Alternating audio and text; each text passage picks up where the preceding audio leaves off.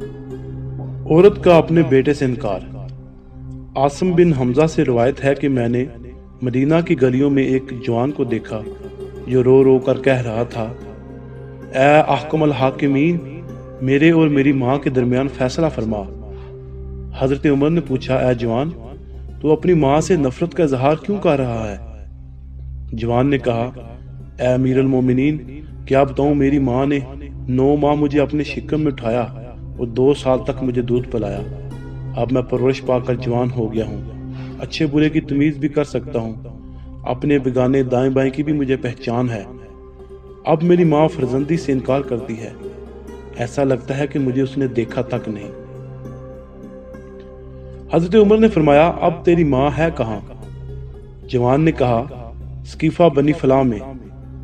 حضرت عمر نے حکم دیا، اس جوان کی ماں کو میرے سامنے حاضر کیا جائے۔ پولیس نے عورت کو اس کے 4 بھائیوں سمیت حاضر کر دیا اور گواہ بھی حاضر ہو گئے۔ انہوں نے گواہی دی کہ اس عورت کا کوئی بیٹا نہیں ہے، یہ عورت تو پاکیزہ ہے، شوہر اس نے دیکھا تک نہیں ہے، یہ لڑکا جھوٹ بولتا ہے، قابل مذمت ہے، اور عورت کو خاندان میں ذلیل و رسوا کرنا چاہتا ہے۔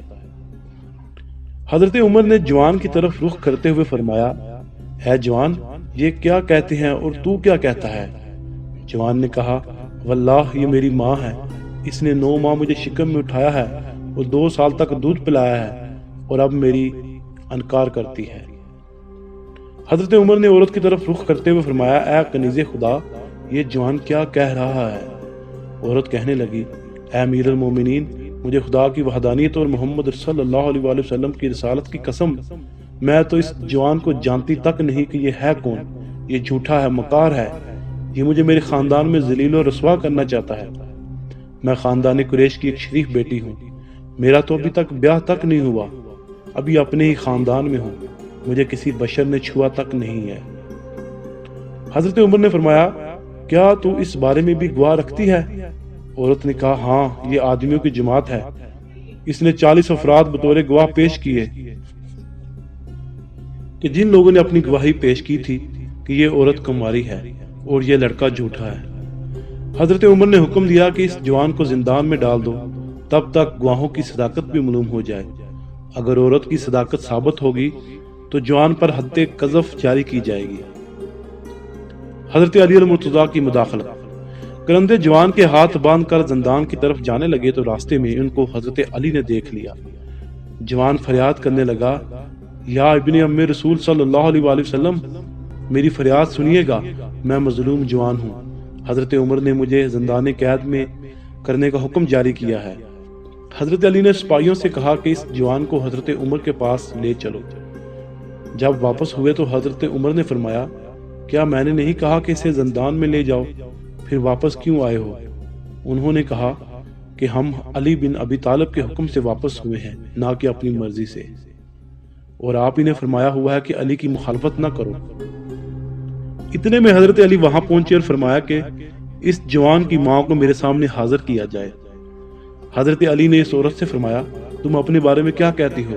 اس نے وہی کلمات دہرائے۔ پھر لڑکے سے پوچھا کہ تو اس بارے میں کیا کہتا ہے؟ اس نے بھی سابقہ بیانات پیش کیے۔ حضرت علی نے حضرت عمر کی طرف رخ کرتے ہوئے فرمایا، کیا آپ اجازت دیں گے کہ میں ان کے درمیان فیصلہ کروں؟ حضرت عمر نے کہا، سبحان اللہ، کیوں نہ اجازت دوں، حالانکہ میں نے رسول اللہ صلی اللہ علیہ وآلہ وسلم سے یہ سنا ہے کہ آپ صلی اللہ علیہ وآلہ وسلم نے فرمایا، تم میں سب سے بڑا قاضی علی بن ابی طالب ہے۔ پھر حضرت علی نے اس عورت سے فرمایا، کیا تیرا کوئی گواہ ہے؟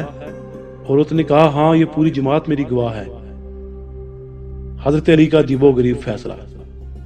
40 افراد نے عورت کی گواہی میں حق میں گواہی دی۔ حضرت علی نے فرمایا، آج میں تمہارے درمیان ایسا فیصلہ کروں گا جس سے خدا اور رسول اللہ صلی اللہ علیہ وآلہ وسلم کی خوشنودی حاصل ہوگی۔ اس وقت حضرت علی نے عورت سے فرمایا، تیرا ولی کون ہے؟ عورت نے کہا، میرے بھائی ہیں۔ حضرت علی نے اس کے بھائیوں سے مخاطب ہو کر فرمایا، کیا تم راضی ہوگے کہ میرا فیصلہ تمہارے اور تمہاری بہن کے حق میں ہو؟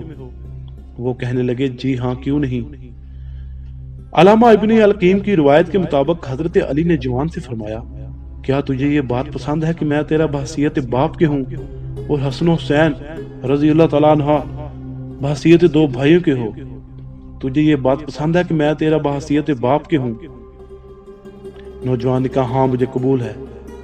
حضرت علی نے فرمایا اے لوگو، میں خدا کو گواہ بناتا ہوں اور حاضرین سے گواہی مانگتا ہوں کہ میں 400 درہم حق مہر مقرر کرتے ہوئے اس عورت کو اس جوان کے نکاح میں دیتا ہوں اور مہر کی رقم اپنے مال سے خود ادا کرتا ہوں۔ اے کمبر جلدی جاؤ اور درہم لے کر آؤ۔ جناب کمبر نے درہم حاضر کر دیے۔ حضرت علی نے فرمایا درہم اس جوان کے دامن میں ڈال دو۔ آپ نے حکم دیا کہ تو اپنی بیوی کے دامن میں ڈال دے اور اس کا ہاتھ پکڑ کر اپنے گھر لے جا اور اس سے ہم بستری کر اور میرے پاس غسل جنابت کر کے آنا۔ جب عورت نے یہ کلمات سنے تو اچانک فریاد کرنے لگی علمان علمان یا ابن ام رسول صلی اللہ علیہ وآلہ وسلم، میں نہیں چاہتی کہ آگ میں جلوں، خدا کی قسم یہ میرا بیٹا ہے۔ حضرت علی نے فرمایا تو نے پہلے کیوں نہیں اقرار کیا؟ عورت نے کہا کہ یا ابن ام رسول صلی اللہ علیہ وآلہ وسلم، میں قصوروار نہیں ہوں کیونکہ میرا عقد ایک انتہائی نالائق اور کمینے شخص سے کیا گیا اور اس سے یہ لڑکا پیدا ہوا تو میرا شوہر مر گیا۔ جب یہ حد بلوغ کو پہنچا تو میرے بھائیوں اور لوگوں نے مجھ سے کہا کہ اس کی فرزندی کا انکار کر دے، تو میں نے بھائیوں کے خوف کی وجہ سے اس لڑکے سے انکار کر دیا۔ خدا کی قسم یہ میرا بیٹا ہے اور میرا دل اس کے لیے بے چین ہے اور غمزدہ ہے۔ عورت اپنے بیٹے کا ہاتھ پکڑ کر گھر روانہ ہو گئی۔